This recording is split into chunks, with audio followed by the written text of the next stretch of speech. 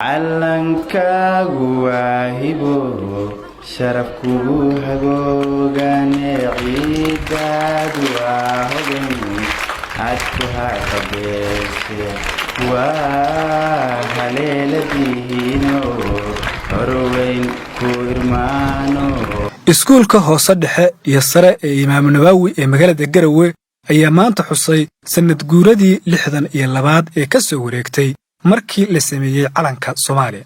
maanta waa maalin weyn maanta. Dhammaan ardayda dhigatay iskuulka, macallimiinta iyo maamulka iskuulka ayaa si wada jir u sameeyay xaflad lagu weyneynayay maalinta calanka oo ku beegan 12 Oktoobar.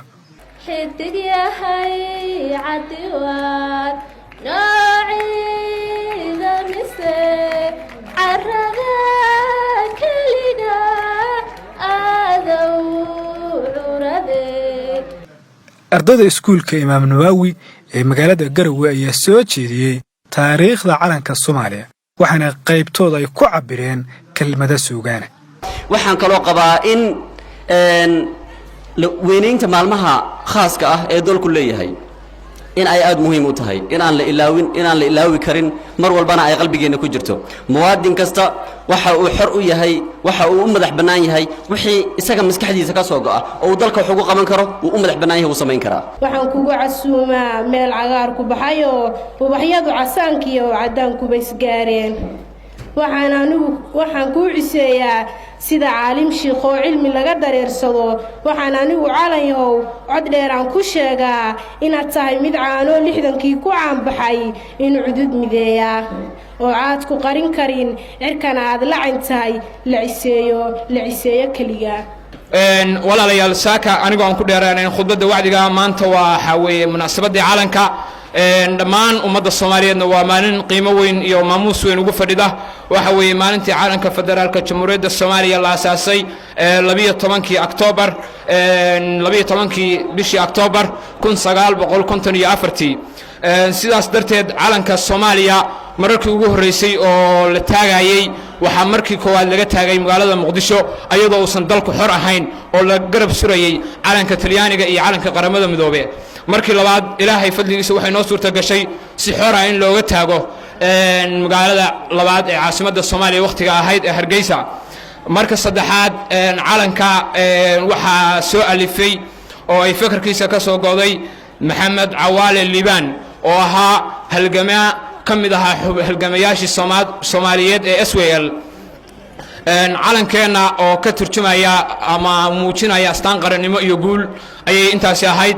مقديشو هي القمر هرقيسة هي الأغر كسمايا أحبنا صومالي وأفتخر مقديشو هي القمر هرقيسة هي الأغر كسمايا أحبها صومالي وأفتخر صومالي وأفتخر وحنيني سيزدمر وبلادي ستزدهر صومالي وأفتخر والله علن كان يا إيجا قران قلبيجا والله علن كان يا إيجا قران قلبيجا إيش أنتي صومالية بانكو قناع سنهاي إيش أنتي صومالية بانكو قناع سنهاي وقبوي صومالي قراشي دداريين قبوي صومالي قراشي دداريين وجايجا أفريقو دم وإحنا جرى لقو ما أرق جايجا أفريقو دم وإحنا جرى لقو ما أرق هل كي جارن دوني ذا قرني بي أطاي هل كي جارن دوني ذا قرني بي أطاي والله قلبي يقولوا تنكح حسينيغا والله قلبي يقولوا تنكح حسينيغا وهيبة الله علنك بلوغا وذا ببني وهيبة الله علنك بلوغا وذا ببني. macallin Cawl Ciiro oo kamid ah macallimiinta iskuulka Imaam Nawawi ee magaalada Garowe ayaa ka sheekeeyay taariikhdii laga soo maray samaynta calanka. arkii la suray saan u doonayno sana ku gaarnayo waa inaynu sarakacnaa salaan la hortagnaa markii la suray saan u doonayno. waxaynu rabnaa inaynu isbarbar dhigno marka laba jiil. jiil waa jiilkii noolaa qarnigii ina ka horreeyey ee calankan quruxda badan sameeyey, iyo jiilka maanta nool oo idinku aad ka mid tihiin. waxaa jiri doona jiil saddexaad oo imaan doona. innagu waxaynu xusaynaa jiil ina ka horreeyey wixii ay soo saareen. halkan baan waxaan rabaa marka inaan idinkaga diro assignment. aniga waxaa la yidhi wixii waa qaybsannay macallin wahaa xafadeeda waa dhiganay assignment noo dir. assignment marka wuxuu noqonayaa marka innaga halkan fadhina ee tiradan leh ee tayadan leh ee secondary haysanna ee jaamacada haysanna ee social media haysanna ee khad haysanna quruxda badan gudaarahan quruxda badan ku jirna sagxadan quruxda badan fadhino jiilasha ina ka dambeeya ee in badan dhabarkiina ku jirto ee qarniyada soo socda imaan doona innaga maxay ina ku xisi doonaan. horta taa waa inaad ka fikirtaan. calankan quruxda badan wuxuu ku yimi halgan dheer oo socday ku dhowaad 460 sannadood. 460 sannadood halgankii socdayna taariikhda laguma hayo hogaamiye da'diisu 50 60 70 80 jirtay oo horseed ka ahaa. yaan ka soo bilaabaa axmed guri axmed ibraahim alqaazi 20 sano jir buu ku noqday imaamkii dawladdii ugu dambeysay ee awdal ee islaamiga ahayd ee ka jidhay Soomaaliya.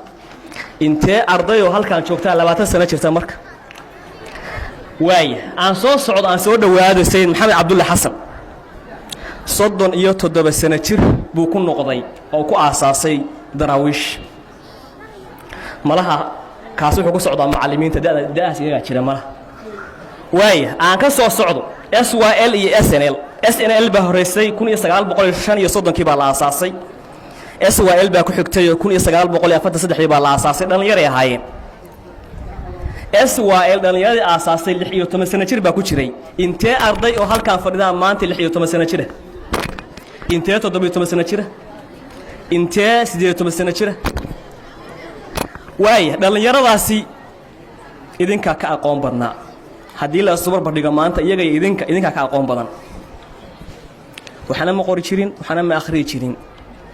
5 qof baa la sheegaa inay macallimiinta dugsiga quraan ka soo bixin afka carabiga wax ku qori jireen oo yaqaaneen. inta kale waxay ahayd ummi laa yaqra wala yaktub. dalkii ay ku noolaayeen ma idin sawiraa?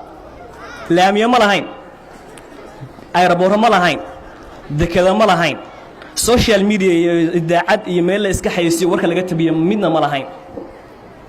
iskuulana maba jirinba. haddii ay hindiseen inay calankan quruxda badan sameeyaan dalka intaa la egna ay mideeyaan oo meel isugu keenaan midnimadiisa, innagu maxaynu ku fikari karnaa haddaynu iyaga ka aqoon badannahay marka. iskuulka imaam nawaawi ee magaalada Garowe ayaa ka mid ah iskuullada ugu waaweyn Puntland ee sanad kasta xusa maalinta calanka.